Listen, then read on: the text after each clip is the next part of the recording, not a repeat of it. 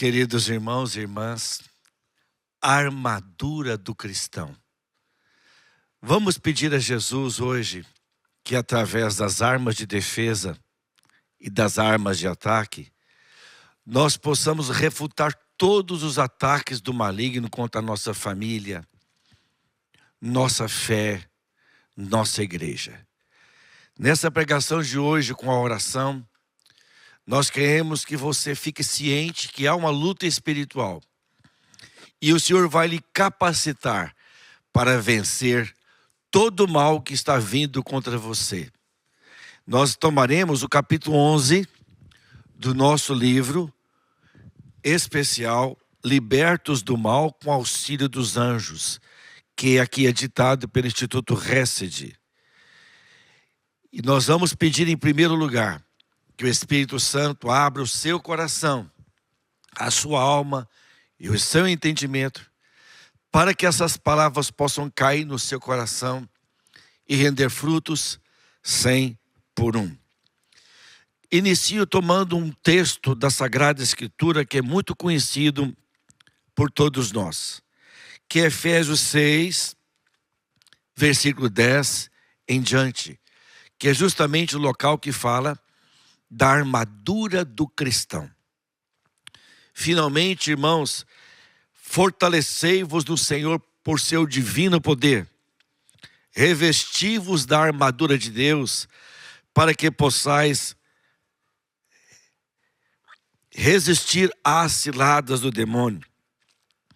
Pois não é contra homens de carne e sangue que temos de lutar, mas contra os principados e potestades, contra os príncipes deste mundo tenebroso, contra as forças espirituais do mal espalhadas nos ares. São Paulo fala então que a nossa luta não é apenas na carne material, nós temos uma luta espiritual, que não é contra homens de carne e sangue que temos de lutar, mas contra um mundo tenebroso, contra as forças malignas chefiadas por Satanás, que invadiram o mundo, a sociedade, os meios de comunicação, até mesmo a nossa família vítima desse mundo espiritual em que nós estamos imersos. O Catecismo da Igreja Católica vai nos dizer também no parágrafo 2725, os grandes orantes da antiga aliança antes de Cristo, como também a Mãe de Deus e os santos que com ele nos ensinam. A oração é um combate. Contra quem? Contra os embustes do tentador e contra nós mesmos. Então, existe uma luta espiritual que o catecismo ensina, que a nossa luta não é contra homem de carne e sangue, mas espiritual. Eu explico. Eu lembro de uma senhora que leu esse livro nosso, Vença a Batalha contra o Demônio. E ela, há muitos anos, ela brigava com o marido por causa do alcoolismo. 30 anos que ele era alcoólatra. O costume dele saía da oficina mecânica que ele era dono, passava no boteco, tomava cachaça e já chegava bêbado em sua casa. Aquilo havia ocorrido já por 30 anos. Ela havia feito de tudo, brigado, ameaçado, separar-se dele, nada. Mas um dia, ela tomou consciência da luta espiritual, que a nossa luta não é contra homens de carne e sangue que temos de lutar.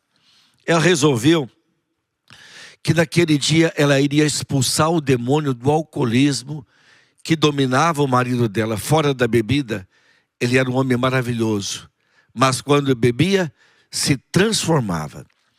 Porém, naquela noite ele chegou do boteco mais bêbado do que nunca, com as pernas trôpego, e ele já foi para a cama sem tomar banho, bêbado, apagou. Seria impossível acordá-lo naquele estado de alcoolismo, mas ela tinha esse propósito de expulsar o demônio. Deus tocou no coração dela que ela estava brigando errado. Ela tinha ameaçado separar tudo, ela tinha que brigar. lutar contra aquela força maligna que estava empurrando o marido dela para o alcoolismo. Ela ajoelhou-se na beirada da cama, impôs as mãos sobre o seu marido, conforme está em Marcos capítulo 16, versículo 18. Aos que crerem acompanharão esses milagres, imporão as mãos aos enfermos e eles serão curados. É a primeira promessa de Jesus ressuscitado, que vai nos dar autoridade de expulsar o demônio.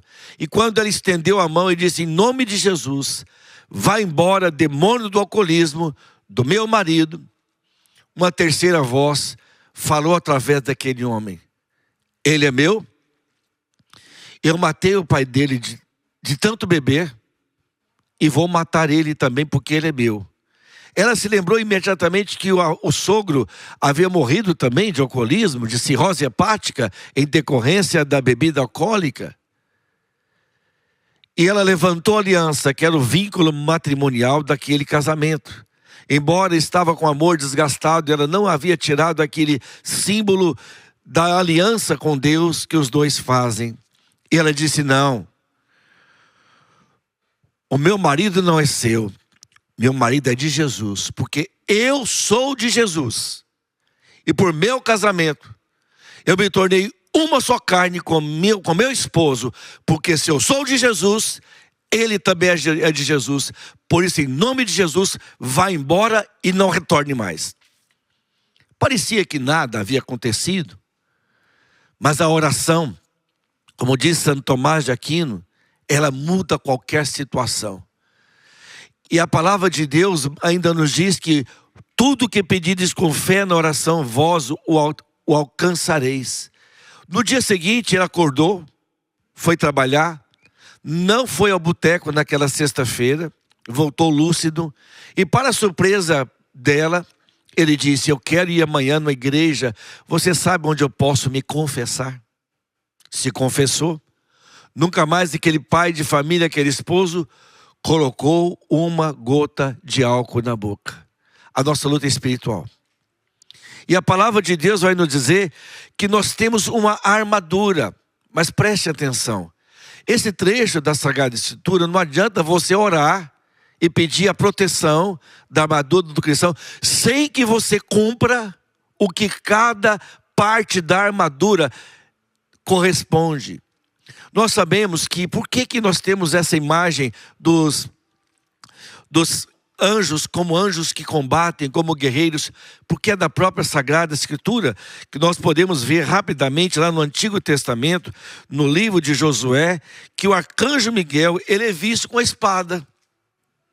Então, uma das figuras dos anjos são valentes guerreiros. Como diz aqui na palavra de Deus, no capítulo 5 do livro de Josué, que fala assim, lá no versículo número 13, Josué encontrava-se nas proximidades de Jericó. Ou seja, antes de Jericó ser derrubada, houve primeiro uma aparição do arcanjo Miguel, que ia preparar aquele povo para um combate espiritual. Viu diante de si um homem de pé, uma espada desembainhada na mão. Josué foi contra ele.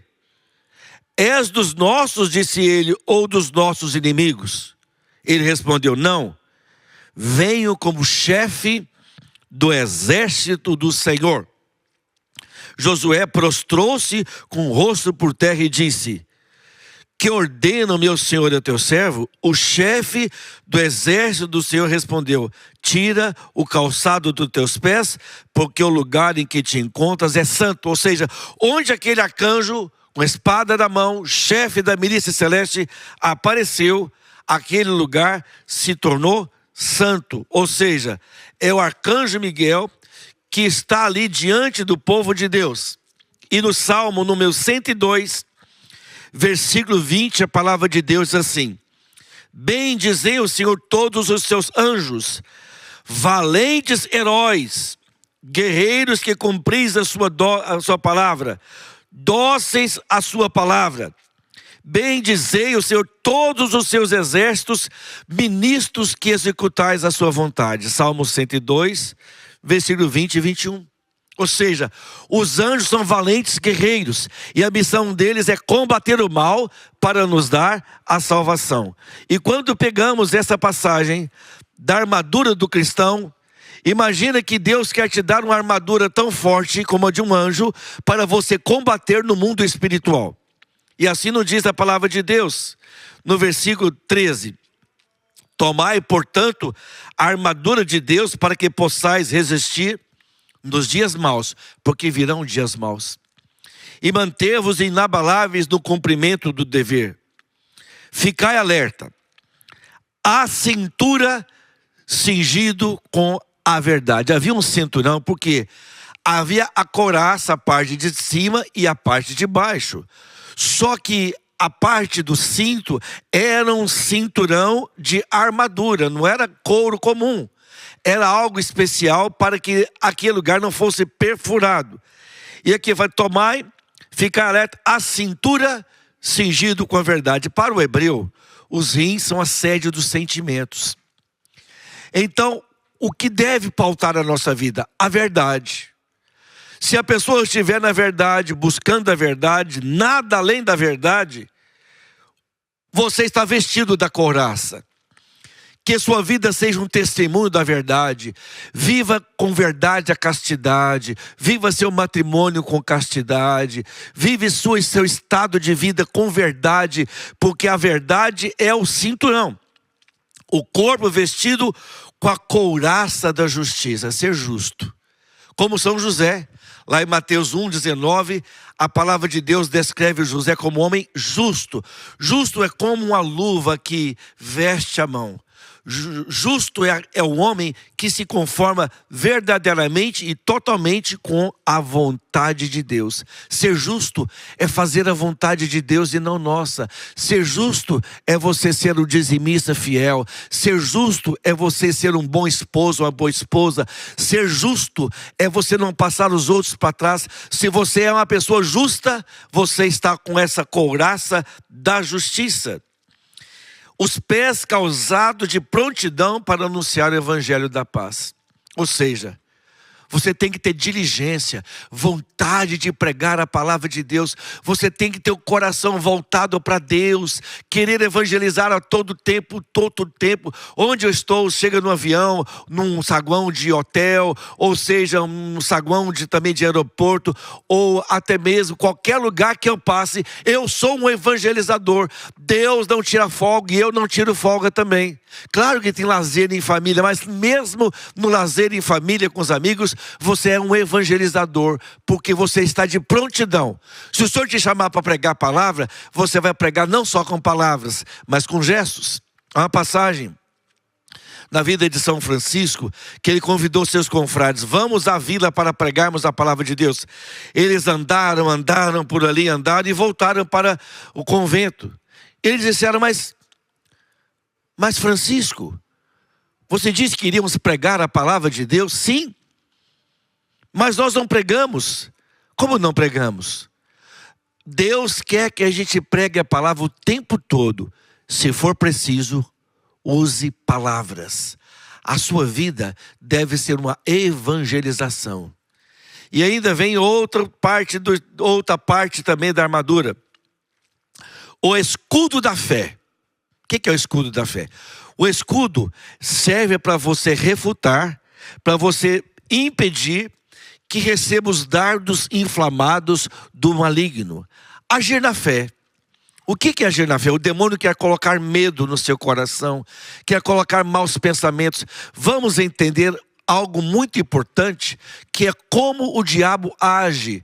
Ele age intelectualmente, ele age mentalmente para colocar os seus pensamentos sujos em nossa mente. É impressionante quando a gente pega aquela palavra de 2 Coríntios capítulo 10, versículo 3 em diante, que diz assim: não, as armas com que lutamos não são carnais, mas espirituais, são poderosas em Deus, capazes de arrasar fortificações. Nós aniquilamos todo pensamento e todo raciocínio que se levanta contra a autoridade de Cristo.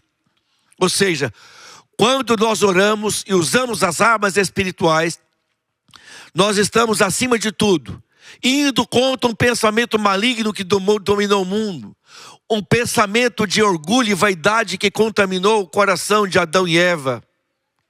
Por isso, quando o diabo ele vai colocar a sua tentação, preste atenção, ele não coloca a tentação na terceira pessoa, ele coloca na primeira pessoa. Está anulado o que eu vou falar em nome de Jesus. Isso não vai ficar na sua mente.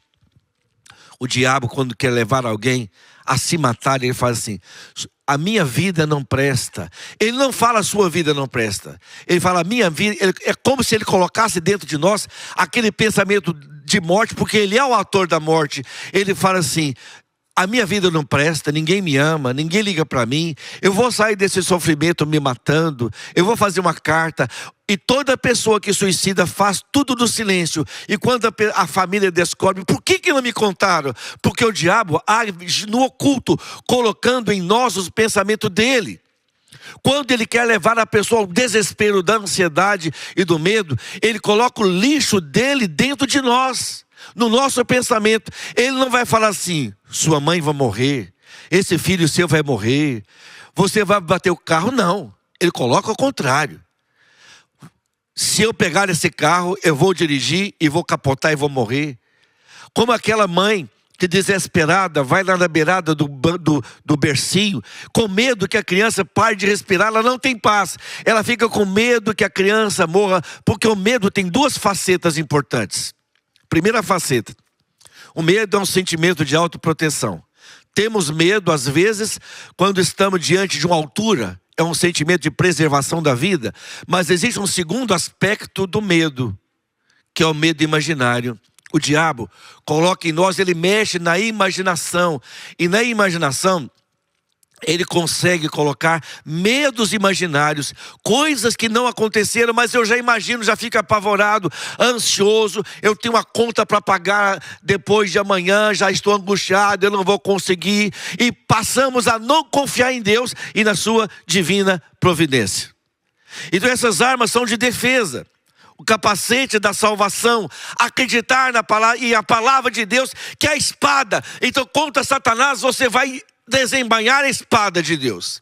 A espada você vai fazer como fez Jesus lá no deserto, quando era tentado pelo diabo. Satanás jogou contra Jesus no deserto as três tentações principais: do ter, do poder e do prazer. Mas Jesus, ele responde com a palavra de Deus para mandar embora o diabo. 3 vezes Jesus fala assim: está escrito. Está escrito, não só de pão vivia um homem. Está escrito, não tentarás o Senhor teu Deus. Está escrito, ele diz isso, ele joga no rosto horrendo e sujo de Satanás a verdade da palavra escrita. E se você lê a palavra, essa é a Bíblia número 3 minha, está bem velhinha, bem velha, mas é de uso, já estou preparando a próxima Bíblia. A sua Bíblia precisa ser gasta. São 2 livros que você não pode ir para o túmulo sem ler: o Catecismo da Igreja Católica e a Palavra de Deus. Se você todo dia medita e ora, não tem quem vem contra você, porque contra Satanás você desembainha, você lança contra ele essa espada dizendo: eu tenho um Senhor que cuida de mim. Mas meu irmão, essas são armas de defesa para nos defendermos contra o demônio. Porém, nesse livro que eu escrevi, Vença a Batalha contra o Demônio, a Sociedade Internacional dos Exorcistas, na pessoa do padre Francesco Bamonte, em 2014, porque a igreja tem 2000 anos de experiência de exorcismo, e os exorcistas reuniram e perguntaram como podemos passar para as pessoas quais são as principais 4 armas de ataque. Nós temos as armas de defesa, o jejum, a penitência. Nós temos as armas de defesa, que é a couraça do Espírito, é a espada, é o capacete da salvação, é a armadura do cristão. Mas meu irmão, nós temos também armas de ataque para expulsar o demônio. E são 4 armas de ataque. Ou seja, é um documento que é editado pela Sociedade Internacional dos Exorcistas, numa experiência milenar, bimilenar, de pessoas que sabem como lutar contra o demônio. E ele e os exorcistas em comum enumeraram 4 armas para nós refutarmos Satanás, porque não basta a gente apenas defender. Nós temos que refutar as obras das trevas. Nós temos que ir contra as obras das trevas. E as 4 principais obras das trevas, que eu coloquei nesse livro, Vença a Batalha contra o Demônio, na página 113. Primeira, para você mandar embora o diabo. Olha que lindo. A palavra de Deus é a primeira arma. Embora ela seja uma arma de defesa, esta aqui também é uma arma de ataque. Porque quando o diabo coloca medo no seu coração, você salmodia o Salmo 26. O Senhor é a minha luz e minha salvação, a quem temerei?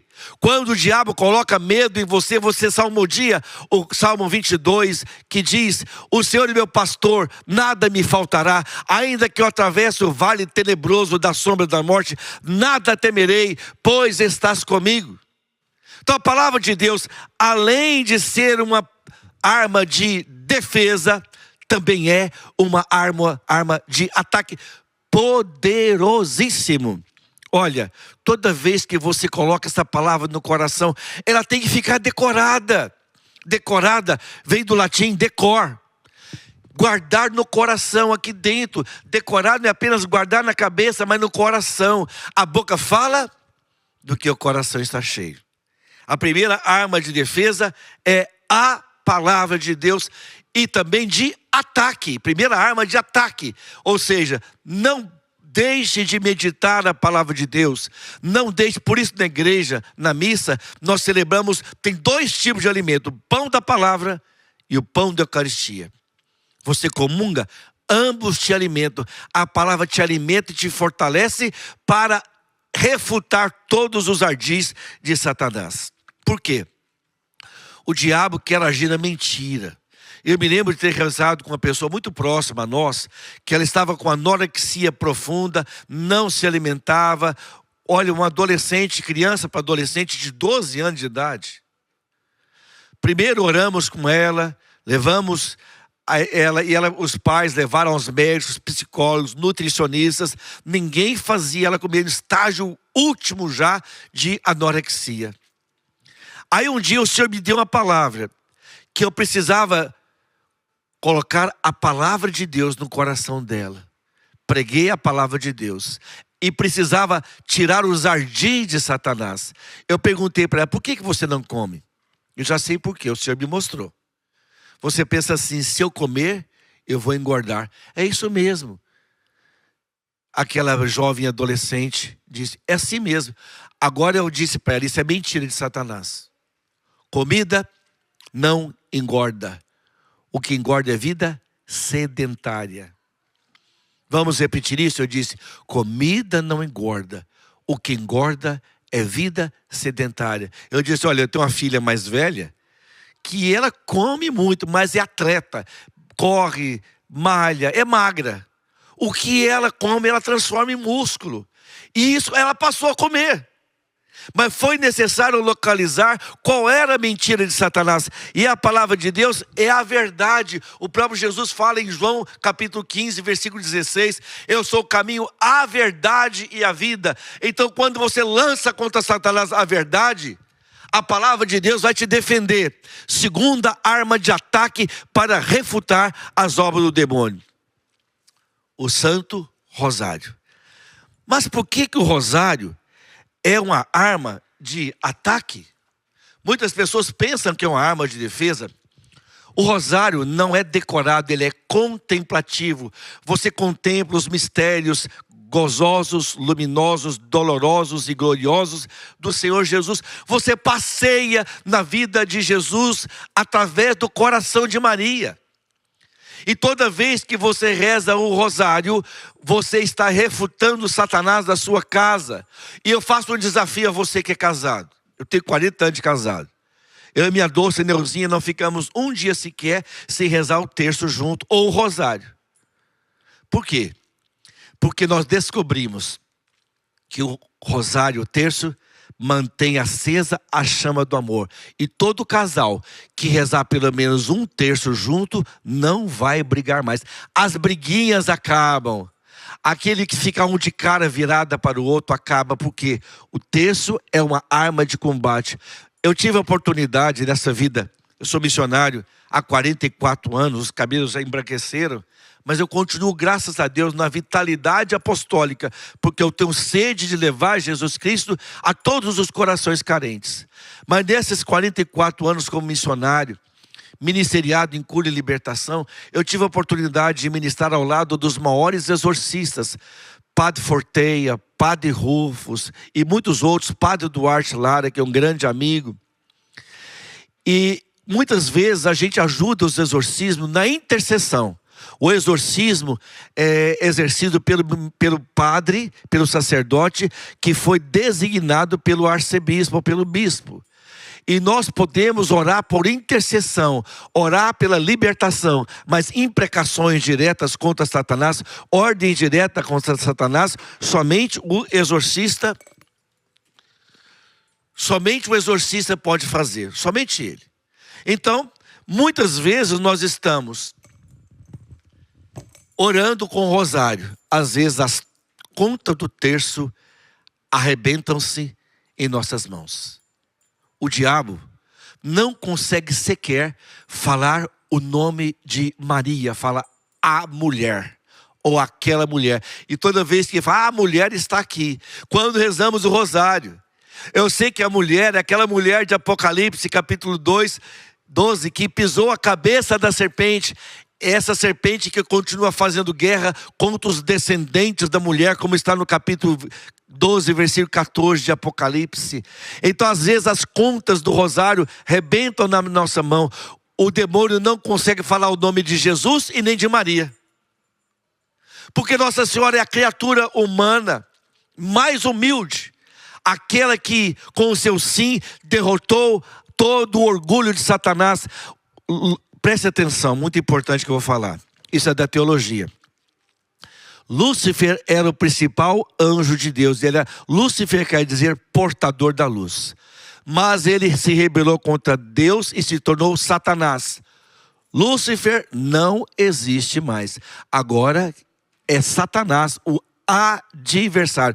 Para você ter ideia, a Igreja Católica pega, você pode pegar num desses sites de pesquisa, tem inclusive um bispo da Igreja Católica que é servo de Deus, cujo nome é Lúcifer. Então, não vai dizer que Satanás é Lúcifer, porque não é mais portador da luz. Ele é adversário. Satanás, ele é aquele que se atravessa no meio do plano de Deus. Entendeu? Então, isso é muito importante você perceber que ele é o adversário. Ele não é o portador da luz. E quando nós rezamos e pedimos a luz de Jesus, Nossa Senhora é a criatura mais humilde. Satanás era o mais orgulhoso, ele era o príncipe da criação, e ele se rebelou, e Deus escolheu a mais humilde das criaturas. Então a humildade é algo que Satanás não consegue imitar. Ele pode até imitar, se parecer como anjo de luz, como está em 2 Coríntios, capítulo 11, versículo 13 a 14. 2 Coríntios 11, 13 a 14. Satanás pode se transfigurar em anjo de luz. Mas Satanás, ele tem raiva da humildade. Por isso Nossa Senhora, escolheu sua pobre serva. Olha quando Nossa Senhora apareceu. Ela aparece lá em La Salette, lá na Cordilheira dos Pirineus, para 2 criancinhas analfabetas.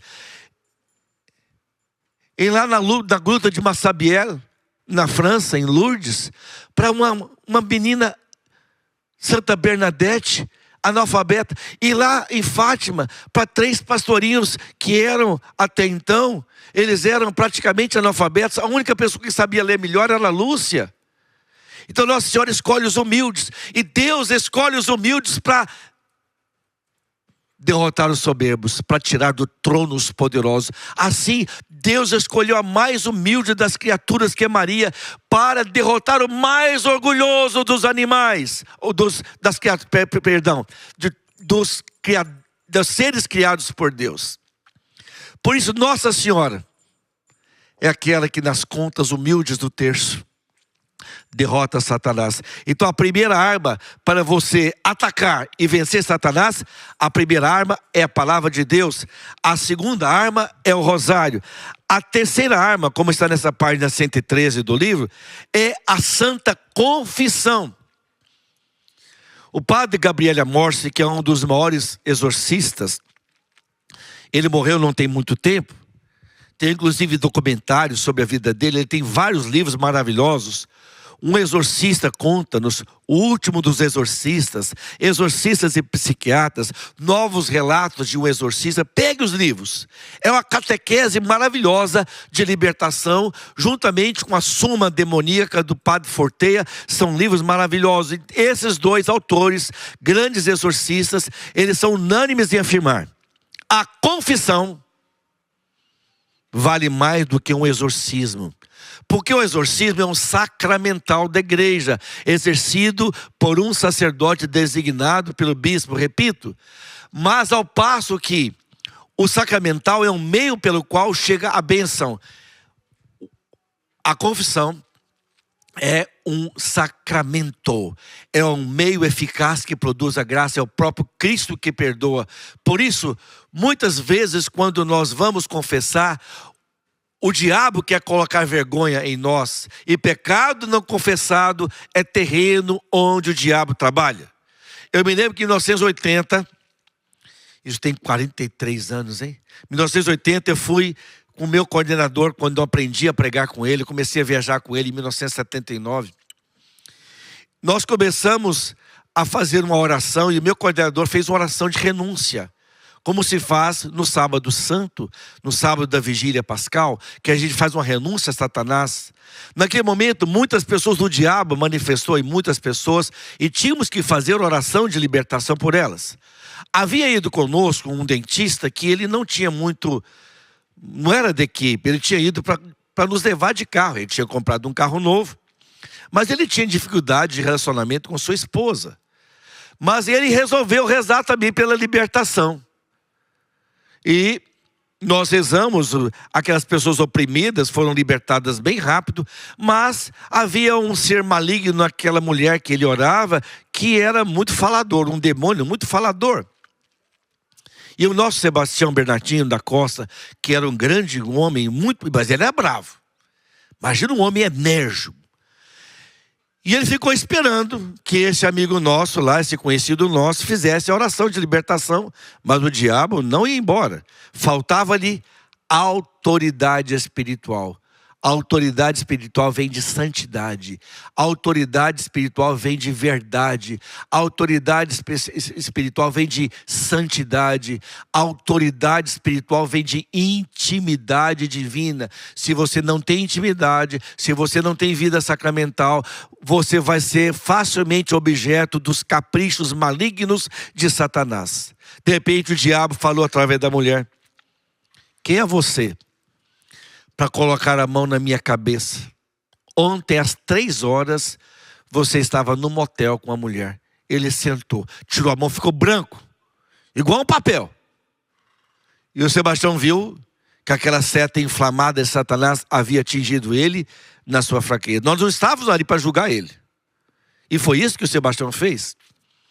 Ele disse para aquele ser maligno: quem é você para acusar os filhos de Deus? Ele se confessando, ele tem perdão. Você não, o seu lugar é o inferno. E ela ficou libertada, só com essa palavra de libertação. Mas o Sebastião virou para esse amigo nosso e disse assim: e você? Vai confessar? Sem vergonha? E muda de vida. Então, pecado não confessado, o diabo faz dele uma festa maligna.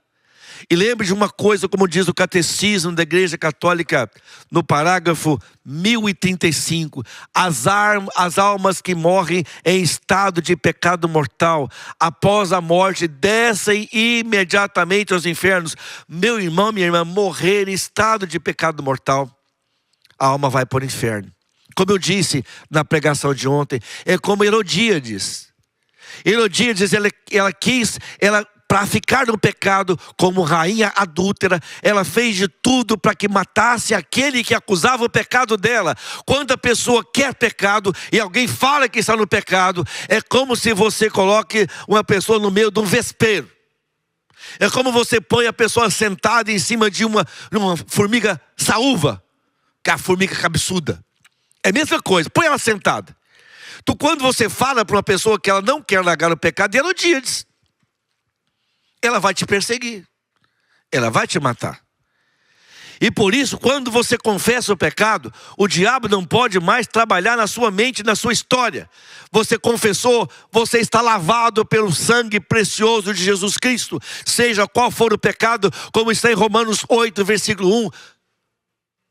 De agora em diante não há nenhuma condenação para aqueles que estão em Cristo Jesus. Até mesmo aquele ladrão da cruz que arrependeu, ele encontrou perdão na hora e Jesus cancelou o pecado dele. Ó ladrão que roubou aquela entrada do paraíso. Meu irmão, minha irmã, tinham 3 ladrões crucificados. Um que ofendia o que estava no meio, ladrão que estava no meio. Ladrão, você vai entender por que eu estou falando. Isso não é palavra minha, é de Santo Afonso. Havia um ladrão que roubou a sua salvação. Roubou de si, não quis salvação. O ladrão mau. O ladrão arrependido é aquele que na última hora rouba a entrada do céu. E o terceiro ladrão, porque queriam que Jesus se passasse por ladrão, por criminoso, é aquele que roubou o nosso coração. Jesus. E ele cancelou o passado daquele homem. Por isso a terceira arma contra o diabo é a confissão. Jesus é poderoso para cancelar o seu passado. E a última arma para mandar embora o diabo é a Santa Missa e a adoração ao Santíssimo Sacramento. Então essas armas de defesa que você tem da armadura do cristão, espada da palavra, capacete da salvação, couraça da justiça, escudo da fé, não basta apenas você ter isso, você tem que ter as armas de ataque para refutar todo o ataque de Satanás, as 4 armas principais. Primeiro, a palavra de Deus. Segundo, o Santo Rosário. Terceiro, a Santa Confissão. E quarto, a missa com a Eucaristia. Por que a missa é tão importante? E até mesmo a adoração ao Santíssimo Sacramento mais vezes durante a semana. A conversão de São Paulo é a única que é contada no livro dos Atos dos Apóstolos 3 vezes. No capítulo 9, no capítulo 22, no capítulo 26. No capítulo 9 ele fala a conversão. No capítulo 22, diante dos israelitas e do Sinédrio. No capítulo 26, diante de um rei. Nas 3 aparições, São Paulo dava destaque, cercou-me uma forte luz do céu. Mas quando ele fala no capítulo 26, diante do rei, cercou-me uma luz mais forte que o sol. Quando você está diante de Jesus eucarístico, você tem queimado as trevas do coração. O melhor lugar para você buscar a libertação de uma tentação, de uma raiva, de um ódio, que isso é treva, é expor a sua vida diante da luz de Jesus. Toda pessoa que adora Jesus eucarístico fica com as marcas de Jesus eucarístico. Por isso, todas as vezes que você estiver angustiado, sofrido, deprimido, vá para a enfermaria da alma, que é justamente a capela do Santíssimo Sacramento, e toda treva irá embora do seu coração. Senhor Jesus, eu quero pedir neste momento por cada irmão, por cada irmã. Coloca, Senhor Jesus, sobre cada um a vontade de vestir a couraça da justiça, de viver uma vida de verdade, de justiça, de prontidão, acreditando que está salvo pelo sangue da cruz. Mas eu te peço, Jesus, que cada irmão, cada irmã que talvez ainda não consegue ler a palavra, que não está aberto à confissão, aquele que ainda não reza o rosário, aquele que está longe da Eucaristia, Jesus, que o teu sangue é derramado na cruz, e pela intercessão de São Miguel Arcanjo, Que essas almas possam ser alcançadas, que essas almas possam ser curadas. E liberta, Senhor Jesus, eu te peço, todos os meus irmãos e irmãs, na sua vida pessoal, na sua vida mental, na sua vida emocional, na sua vida material e na sua vida familiar, que foram atacados pelas obras das trevas. Senhor Jesus, nessa pregação, que eu sinto que é o Senhor que falou, apesar da minha pobreza, eu te peço, Jesus, que cada irmão tome realmente essas armas para combater esse justo combate, porque o Senhor já nos deu a vitória. Lembre-se daquela palavra para encerrar. João 16, versículo 33. No mundo, a vez de ter tribulações, coragem, eu venci o mundo. Jesus já é vencedor e com ele a sua vitória no combate está garantida. Que a paz de Jesus esteja no seu coração, que o arcanjo Miguel, chefe da milícia celeste, guarde sua família, guarde todos os seus bens, em nome do Pai, do Filho, do Espírito Santo. Amém.